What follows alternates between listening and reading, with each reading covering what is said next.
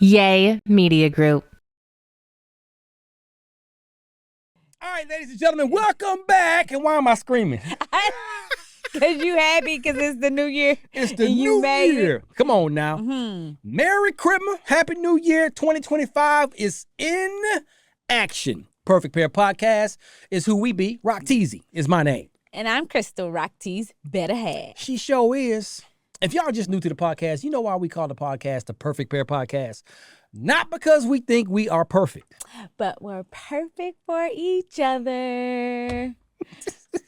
What? She loves saying that part. I do. But it's the truth. I do.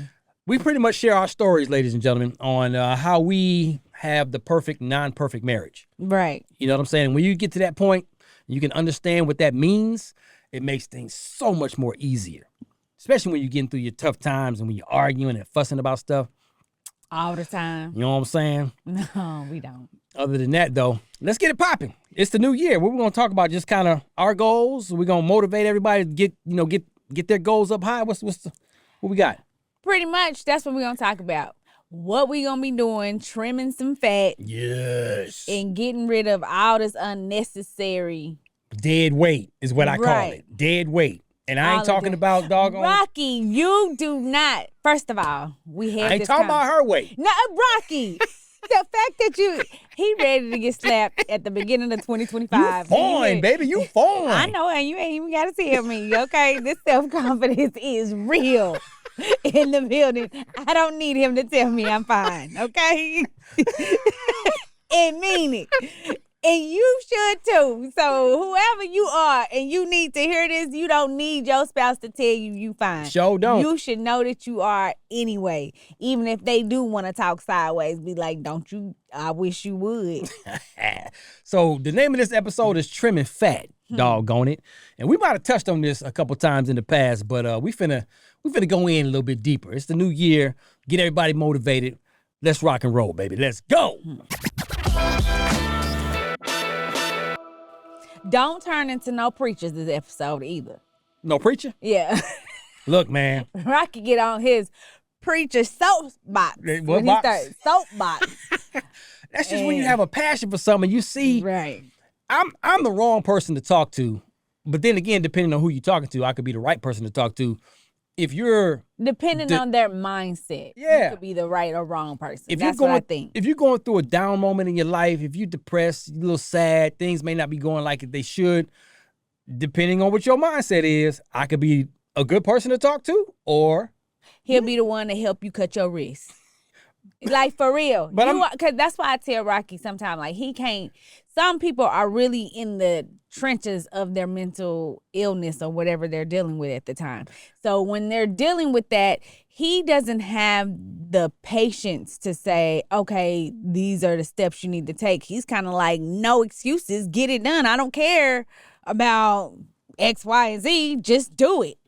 And it's not that easy for a person that is actually depressed. And look how he's looking right now. He's ready to respond. We have this whole disagreement all the time because he feels like it's just that simple.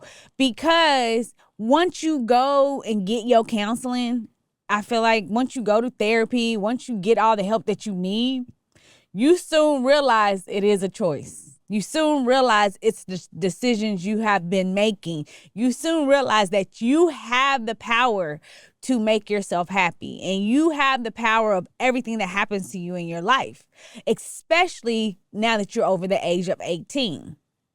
So when we say that, and the reason why I say 18, I'm dealing a lot with younger youth that are turning 18 and kids that are just entering college.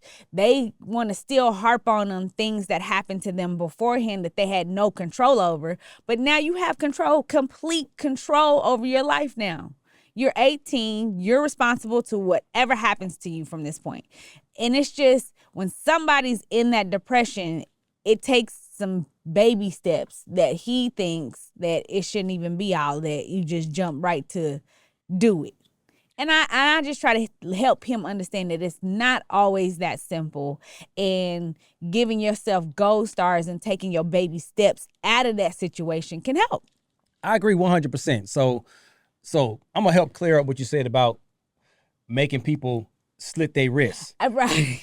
What she means by that is, I don't tell people, just slit your wrist and kill yourself. That's not what she meant.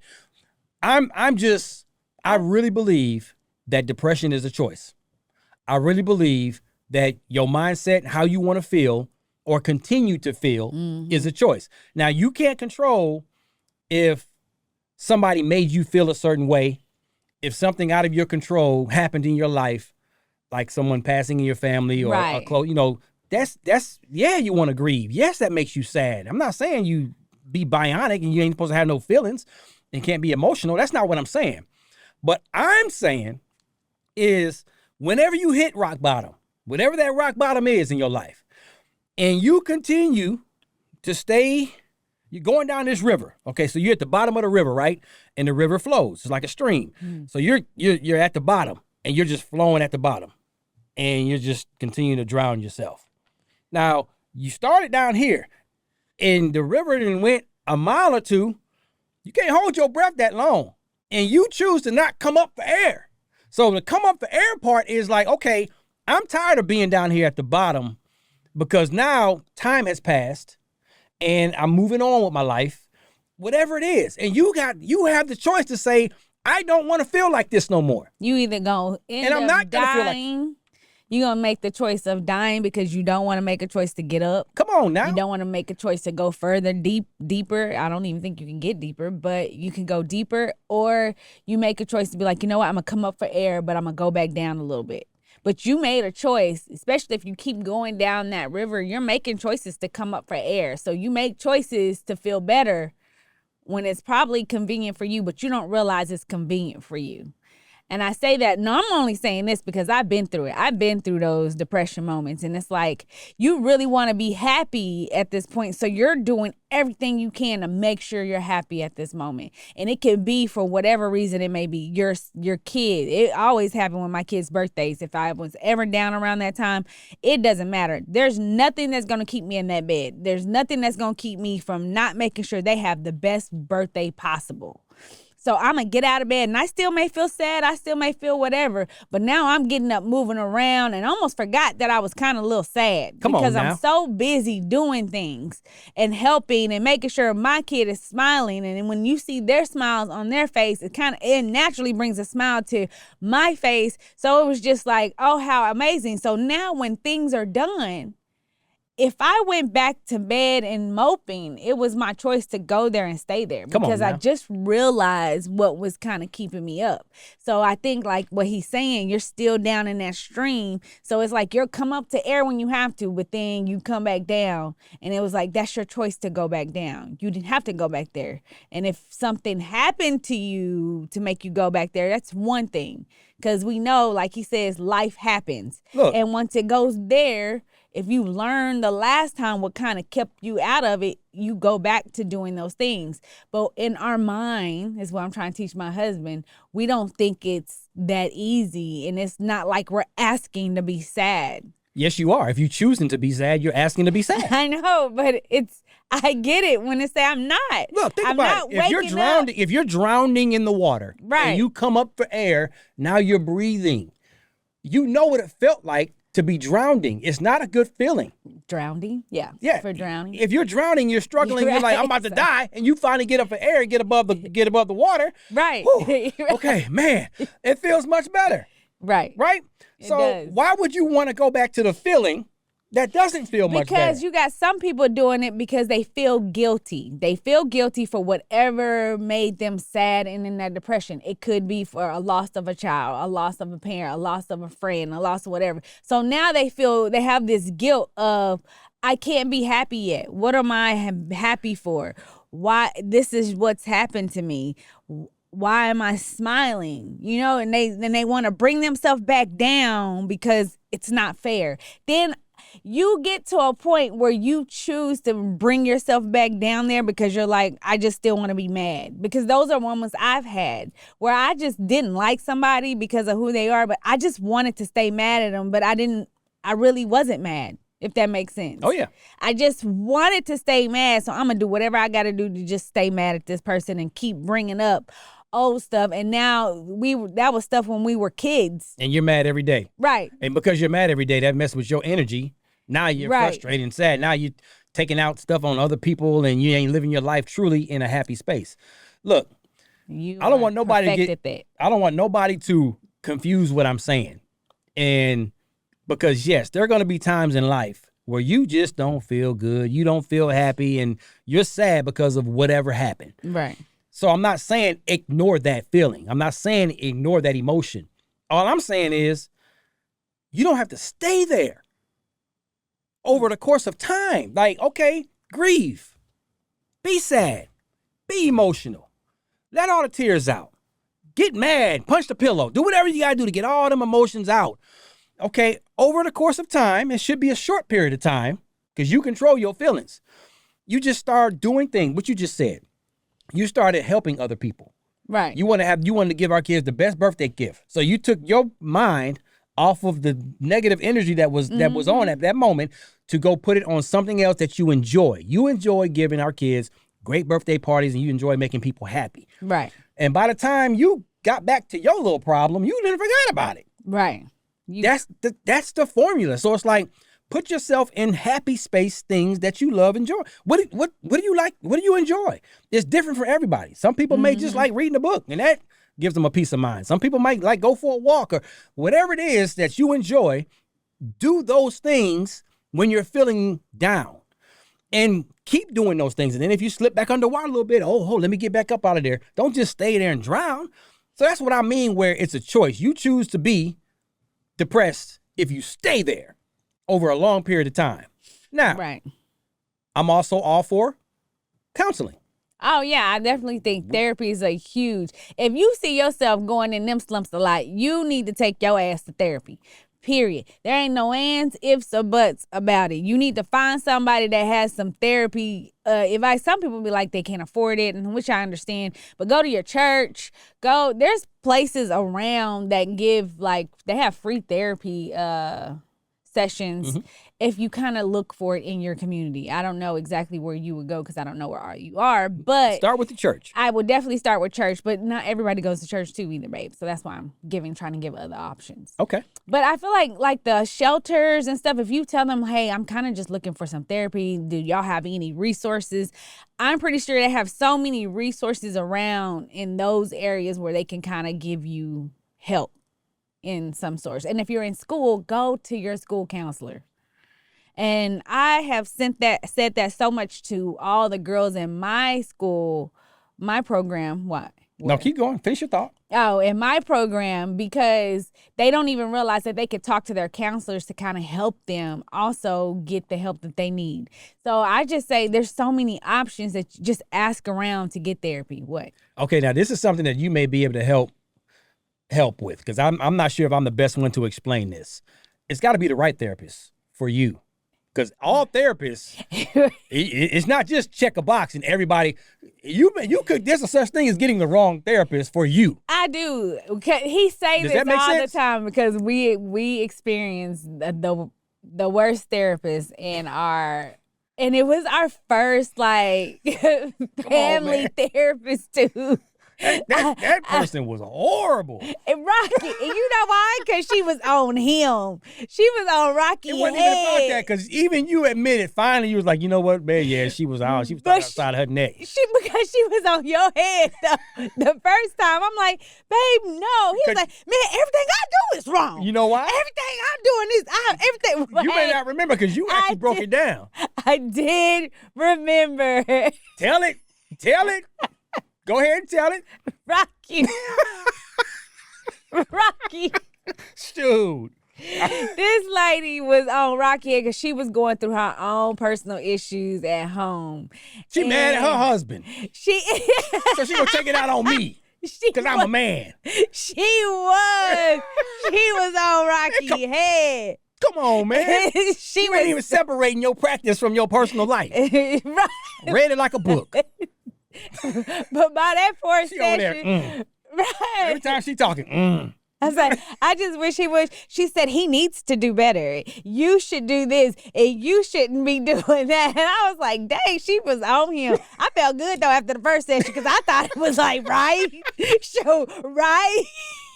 I ain't gonna lie. Like, finally, shit, somebody on my side. Rocky like, hell no. No. By that fourth session, I was like, oh, okay. But here's why she's so awesome. Because after all the jokes and laughing and like, okay, she realized like, all right, okay, yeah, baby. I'm like, wait a minute now. You on him too hard. Like, dang. I know he do stuff, but shit. He's still a good husband. I still love him. You need to go get some counseling your doggone self. And she would always refer to her husband does the same thing, and my husband you don't do that in a doggone counseling session. And then I felt myself telling her, well, maybe you should do this. You started counseling her? Like, this ain't gonna work. That was her last motherfucking session, okay? It was. That's a true story. Oh man! So back to it's gotta find the right counselor.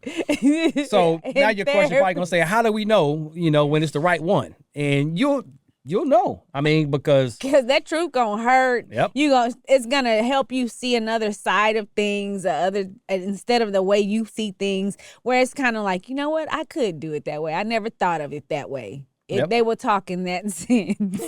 So and we're gonna wrap this whole thing up. Because how you trim your fat? Because this is what I'm saying. Oh, okay, please. We're finna bring it all the way back together. Because I was lost. So, what puts us in these depression moments, these sad moments, these angry, frustrated moments in life? There's a whole bunch of things that do that. Right. But a lot of times it's your circle. It's the people you hang around, even if it's family. Mm-hmm. And the more that you are in negative, toxic environments, where it's always something going on. Always something. Guess what? You got to go help them fight, and they got themselves in that fight. Come on, man. Negative, toxic energy is gonna come out of you because you're part of it. When people say you are your environment, you are the 5 people that you hang around, you are that. Mm-hmm. So you got to trim fat sometimes and distance yourself from people that don't have the same positive mindset that you have, don't have the same goals that you're trying to go after, and you want to surround yourself around people that are better and smarter than you at whatever you're trying to accomplish so you can continue to learn. And man, if it's trimming the fat with a close friend, that's okay. We can still be cool, but I'm going to feed you with a long-handled spoon, as Grandma used to always say. If it's a family member, same thing. So that's that part there. I want everybody to do. That just means at the end of the day, you're not gonna be out here hanging out every weekend. Like when I say trimming fat and stuff, and I don't hang with you a lot no more, it probably has a lot to do with how you want to live your life versus how I want to live mine. So you're not gonna be in my everyday life like that. You're not gonna be a consistent person that's gonna be popping up, popping over. Now you may be where I see you every now and again. And like maybe twice a year or once a year or something like that. You might be someone when we get together, we still have a great time. Absolutely. We still no cool. hard feelings. There's no hard feelings. It doesn't mean like I don't like you, I wouldn't talk to you again. It's nothing like that. But it's just that I can't have you around me while I'm trying to go somewhere and you just being so much weight holding me back. I don't want nobody slowing me down. So I'd rather just trim my fat. Your fat? My fat so I can get to that. Yeah, if you're trying to elevate, man, you got to elevate your audience at the same time. So and it's no hard feelings, man. You can't be afraid to tell people no, and stop letting people take up all your time, especially if it's people that ain't trying to do nothing with their life and they always negative, they always gossiping, That's they always want to be on. He about to go hard. Oh man, look at his face. I'm like, how are you gonna let them? I check her sometimes a lot. Like, you been on the phone how long? Oh, yeah, I forgot what we was talking about. I'm like, why you checking me? You mad because you didn't get a couple of your things done as you were supposed to do that particular day. You haven't done that in a long time, though. Yeah, you're getting better at it, but doggone it. Sitting there. I still girl. Yeah, you right. I don't be just agreeing. Now, I listen. Trim that fat, ladies and gentlemen. Make a list of all the people that you hang with. And then out of all those people that's on that list, how many of them are positive? How many of them are uplifting you? How many of them pray? How many of them, align with your thinking as far as where you're trying to go with your goals? And the ones that don't check that box, then you got to say, trim, clip, and you good. There you go. So continue to subscribe and download. Go tell 4 or 5 people to watch and listen to this episode. And download and subscribe. There you go. I was about to go again. No, I just had another stop. thought. No, stop. All right, bye. Deuces.